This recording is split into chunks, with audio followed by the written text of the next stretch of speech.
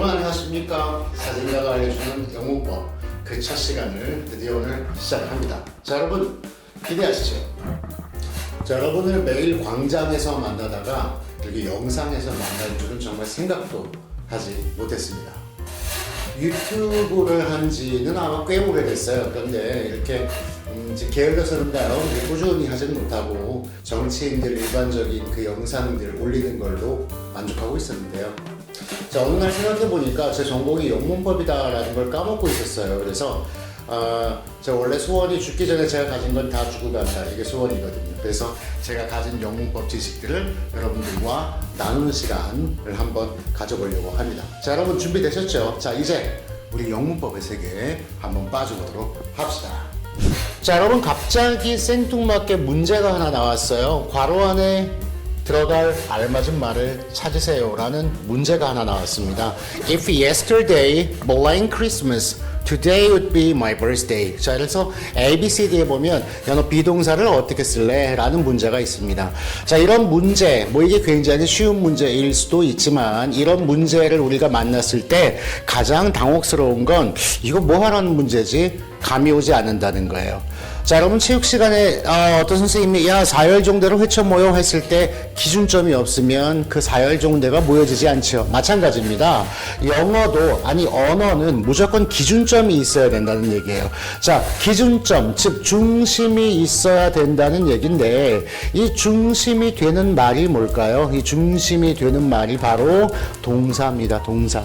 동사가 중심이 되기 때문에 여러분 영어만 동사가 중심이 아니에요. 전 세계 모든 언어는 전부 다 동사가 중심이에요. 그게 오늘 배우는 Universal Grammar, UG의 한 가지 포인트가 되는 거거든요. 그래서 우리는 뭘 배워야 되느냐? 이렇게 유지, 전 세계적으로 같은 언어적 특징이 무엇이 있는지를 배우면서 그래서 우리말도 영어에 써먹고 영어도 우리말에 써먹고 그래서 서로 함께 더 커져가는 그런 뭔가의 문법의 힘을 만들어줘야지 무조건 영어만 잘한다고 되는 건 아니죠. 자, 이 문장 나온 김에 한번 풀어볼게요. 동사가 어딨나 봤더니 여기 있어요. would be 라는 동사가 있어요. would be. 자, 동사 구가 됐죠. 한 단어가 아니고 두 단어가 뭉쳤잖아요.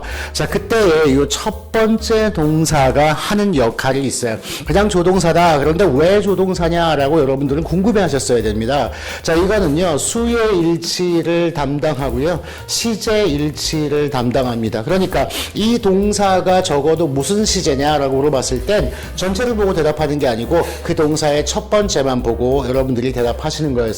would, will의 과거잖아요. 그래서 이건 과거 시제의 동사입니다. 그쵸? 그 다음에 여러분 would, should, could, might 요거 4개 써볼까요?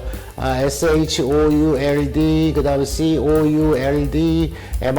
might, 요 4개의 조동사를 뭐라고 부르냐면 가정법 조동사 이렇게 부릅니다. 예전에 배우신 분들은 아마 서법 조동사라는 표현을 들어보셨을 거예요. 안 들어봤어도 상관이 없고요. 여러분 동사에 would, should, could, might 붙어 있으면 그 동사 즉 그 문장은 가정법이다 라는 뜻입니다. 지금부터 이 문장의 모든 동사는 가정법으로 써주십시오. 그런데 가정법은 시제만 맞추면 됩니다. 그러니까 지금부터 이 문장에 나오는 모든 동사는 과거로 써주세요. 진짜 얘기하는 게 아니고 가짜 얘기, 가정의 얘기를 하는 겁니다. 이런 뜻이 되는 거예요. 자, 그래서 보세요.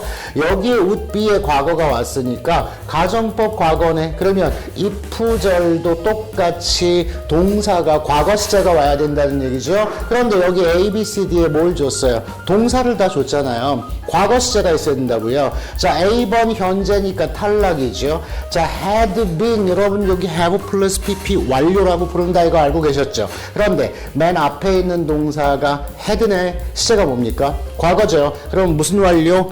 과거 시제로 된 완료다. 그래서 그걸 합쳐서 과거 완료 이렇게 부르는 겁니다. 아무튼 시제가 안 맞아. 탈락. 그러면 답은 둘 중에 하나가 정답이죠. was 아니면 were. 그런데 가정법에서는 주어의 수와 관련 없이 가정법 과거에서는 비동사를 쓸 때만 were를 씁시다 라고 정해놨잖아요. 제가 정한 거 아니잖아요. 그래서 이걸 바꿔드릴 수가 없어요. 그래서 정답은 무조건 누가 정답이다?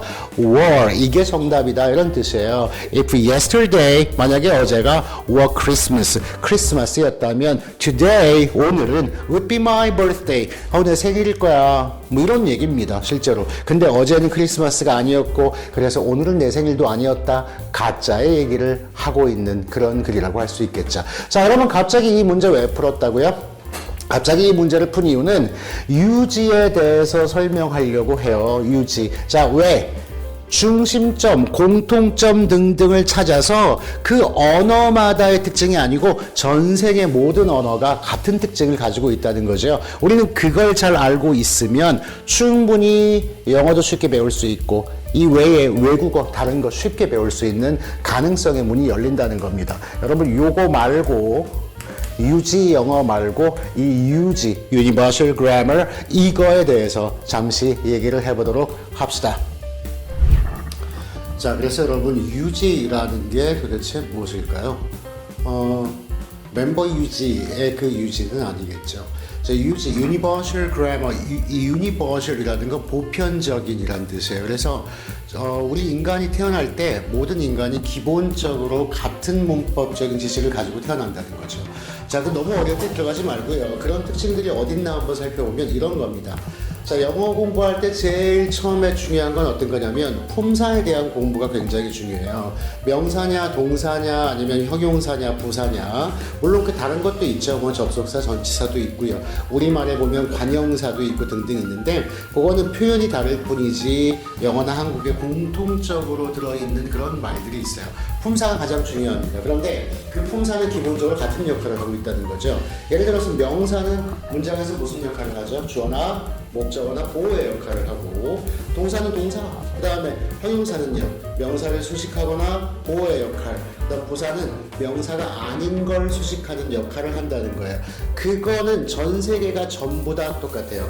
우리말에서도 그렇고 영어에서도 그렇고 그 다음에 심지어 무슨 뭐 몽골어에 가도 그렇고 아니면 뭐 인도네시아어에 가도 그렇고 전부 다 똑같습니다. 물론 그럼 왜 언어가 틀려집니까? 언어가 틀려지는 이유는 우리가 자라나는 환경이 다르기 때문이죠. 그래서 어떤 환경에 우리가 노출되느냐에 따라서 어순이 바뀌기도 하고 아니면 철자, 우리가 알파벳을 쓰느냐 아니면 한글을 쓰느냐 이런 것들이 바뀌기도 하고 지금 그런 것들이 바뀌기도 하지만 근본적인 언어의 어떤 기초는 같다는 거예요. 그걸 좀 기억하셔야 되고요. 그래서 가장 중요한 건 뭐다? 언어를 배울 때 동사가 기준이 되어야 된다는 거죠. 동사를 기준으로 문법도 풀고 동사를 기준으로 리딩도 해나가고 동사를 기준으로 뭔가를 풀어가야 되는데 우리는 항상 그런 기준이 아니고 어디죠? 문장의 맨 앞이 기준이 됐었다는 거죠. 그래서 그 기준, 맨 앞에서부터 뭔가를 해나가려고 하니까 즉 기준점을 못 찾고서 뭔가 진행되니까 그게 영어가 늘지도 않고 굉장히 답답했다는 그런 생각이 든다는 거예요. 그래서 여러분 오늘 기억할 거 유지, 다른 얘기 하지 않을 겁니다. 기본적으로 품사가 역할이 같다는 얘기를 분명히 전달해 드리고 싶어요. 자, 명사 뭐 한다고요? 주어나 목적어나 보어. 동사 가장 중요하다. 문장의 중심이다. 그 다음에 형용사 보어합니다. 우리말에서도. 그리고 명사를 수식하고 그 다음 부사는 명사가 아닌 거 수식한다는 그 기본적인 문법은 여러분들이 알아두셨으면 합니다. 여기에서 모든 영어는 시작되고요. 여기에서 모든 언어에 대한 문법이 시작됩니다. 하나하나 여러분들이 알고 있던 거, 궁금해하던 거 전부 다 제가 다 밝혀드릴 거거든요. 쉽게. 그러니까 여러분들 함께 하시면서 긴 시간 아닙니다. 매일은 안 되겠지만 조금씩 우리 반복하시면서 쉽게 언어를 좀 배우시면 좋겠습니다. 쓰고 싶은 사람은 쓰는 거고요. 읽고 싶으신 분은 읽는 거고요. 말하고 싶으신 분은 말을 하시면 됩니다. 자, 오늘은 유지가 뭔지 살펴봤습니다. Universal Grammar. 다음 시간에 만나요. 안녕.